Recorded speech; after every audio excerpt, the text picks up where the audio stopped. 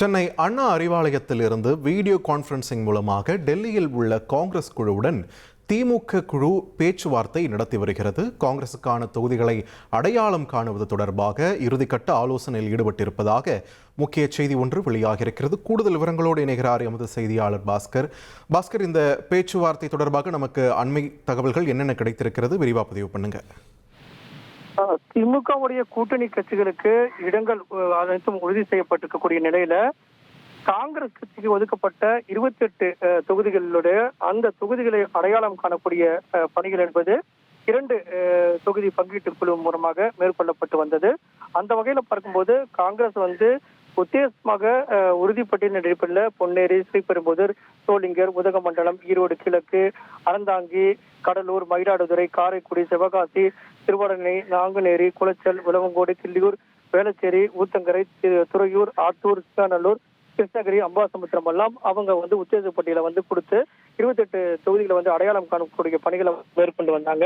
சிபிஎம்மும் தேமுதிகவும் அண்ணா அறிவாலயத்தில் தொகுதி பங்கீட்டு குழுவோடு பேச்சுவார்த்தை நடத்தி உடன்பாடு எட்டப்பட்டதன் அடிப்படையில் அவர்களுடைய தொகுதிகள் எவை என்பது அடையாளம் காணப்பட்டு விட்டது.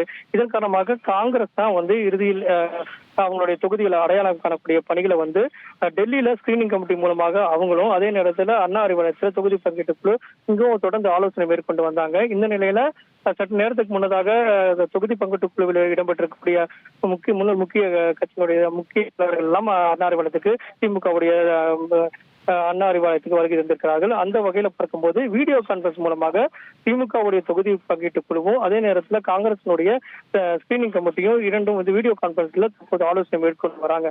இதுல உடன்பாடு எட்டப்பட்டு அந்த தொகுதிகள் எல்லாம் அடையாளம் காணப்பட்ட பிறகு கூட்டணி கட்சிக்கான அந்த தொகுதிகள் இறுதி செய்யப்பட்டு அதைத்தான் அறிவிக்க உள்ளாக. இதுதான் முதற்கட்ட தகவலாக இருக்கிறது.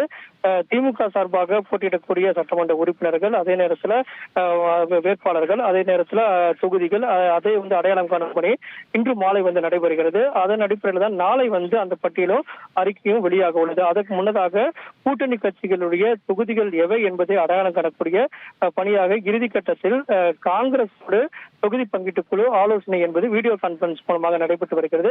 இதில் உடன்பாடு எட்டப்பட்டு சுமூகமாக அந்த தொகுதிகள் அடையாளம் காணும் பட்சத்தில் திமுக போட்டியிடக்கூடிய தொகுதிகள் எவை என்பதும், அதே நேரத்தில் காங்கிரஸ் மற்றும் கூட்டணி கட்சிகளுக்கான இடங்கள் அனைத்துமே இறுதி செய்யப்பட்டு இன்றே அதிகாரப்பூர்வமாக அறிவிக்கப்படும். திமுகவுடைய வேட்பாளர்கள் அறிக்கை அதெல்லாம் நாளை வெளியிடப்படும் அப்படிங்கிறத தற்போதைய தகவலாக உள்ளது.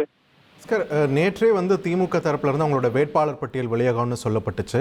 ஆனா அது தாமதமாகிறத பார்க்க முடியுது. வேற நமக்கு இப்ப கிடைத்திருக்கக்கூடிய தகவல் படி திமுக கூட்டணியில காங்கிரஸ் தவிர்த்து அனைத்து கட்சிகளுக்கும் இந்த போட்டியிடக்கூடிய தொகுதிகள் இறுதி செய்யப்பட்டிருக்குன்னு சொல்றாங்க. நேற்று நைட்டு வரைக்கும் பேசியிருக்காங்க, இன்னைக்கு காலையிலையும் பேசியிருக்காங்க. இந்த இழுபறிக்கு என்ன காரணம்? காங்கிரஸ் வட்டாரங்கள் தரப்புல இருந்து நமக்கு என்ன தகவல் கிடைச்சிருக்கு?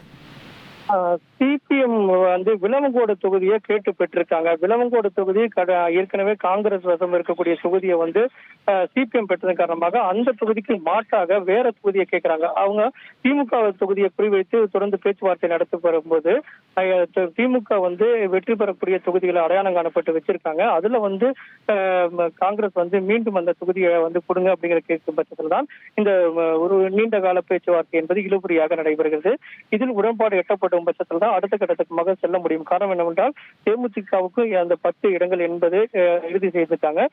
சிபிஎம்முக்கும் இன்று அதை அடையாளம் காணப்பட்டு விட்டது. இன்று மாலை திமுக தலைவர் அறிவிப்பார் என்று 2 கட்சி தலைவர்களும் சொல்லிவிட்டு சென்று விட்டார்கள். இதன் காரணமாக காங்கிரஸோடு பேச்சுவார்த்தை என்பது வீடியோ கான்பரன்ஸ் மூலமாக நடைபெறக்கூடிய அந்த பேச்சுவார்த்தையில ஏற்கனவே இருக்கக்கூடிய தொகுதிகளை அவங்க இந்த தொகுதிகள்லாம் நாங்க வெற்றி வாய்ப்பு குறைவாக இருக்கிறது, அதை மாற்றாக நீங்க வச்சிருக்கக்கூடிய வெற்றி வாய்ப்பு அதிகமா இருக்கக்கூடிய தொகுதியில கொடுங்க அப்படிங்கிற தொடர்ந்து வலியுறுத்தி வராங்க. இதன் காரணமாகத்தான் இந்த இழுபறி பேச்சுவார்த்தை நடக்குது. கோவை மண்டலம், அதே போல கன்னியாகுமரி இவற்றையெல்லாம் மையப்படுத்தி பேச்சுவார்த்தை என்பது நடைபெற்று வருவதன் காரணமாக அந்த இடங்களில் வெற்றி பெறக்கூடிய வாய்ப்பு இருக்கக்கூடிய தொகுதிகளை திமுகவிடம் கேட்டு பெறக்கூடிய நடவடிக்கையில் காங்கிரஸ் ஈடுபட்டு வருவதன் காரணமாகத்தான் இந்த நீண்ட இழுபறி நீடிக்கிறது. அதே நேரத்தில் தேமுதிகவுக்கு 10 இடங்கள் கொடுத்திருக்கீங்க. அந்த 10 இடங்களுக்கான தொகுதிகளும் அடையாளம் காணப்பட்டு விட்டீங்க. அதுல சென்னையிலும் ஒரு தொகுதி எல்லாம் கொடுத்திருக்கீங்க. சிபிஎம்முக்கு சென்னையில ஒரு தொகுதி வழங்கப்பட்டிருக்கிறது. இதன் காரணமாக காங்கிரசுக்கும் சென்னையில 3 தொகுதிகள் கொடுக்க வேண்டும் அப்படிங்கிறது காங்கிரசுடைய வலியுறுத்தலாக இருக்கிறது. இதில் என்ன இறுதி உடன்பாடு ஏற்படும் அப்படிங்கிறதா மிகப்பெரிய கேள்விக்குறியாக இருக்கிறது. எழும்பூர், வேளச்சேரி இவற்றையெல்லாம் மையப்படுத்தி தொடர்ந்து பேச்சுவார்த்தை நடைபெற்று வருவதன் காரணமாகத்தான் சிக்கல் நீடிக்கிறது. ஆனால் இந்த வீடியோ கான்பரன்ஸ் மூலம் நடைபெறக்கூடிய இந்த பேச்சுவார்த்தையில இறுதி செய்யப்படும் அப்படிங்கிறதா திமுகவுடைய மூத்த நிர்வாகிகளுடைய தகவலாக உள்ளது. நன்றி பாஸ்கர், உங்களுடைய விரிவான தகவல்களுக்கு. இனி செல்லும் இடமெல்லாம் செய்தி. தந்தை டிவியின் வாட்ஸ்அப் சேனலை ஃபாலோ பண்ணினா செல்ல இருக்கும் இடமெல்லாம் செய்தி. இதோ QR கோட், இப்பவே ஸ்கேன் பண்ணுங்க, ஃபாலோ பண்ணுங்க.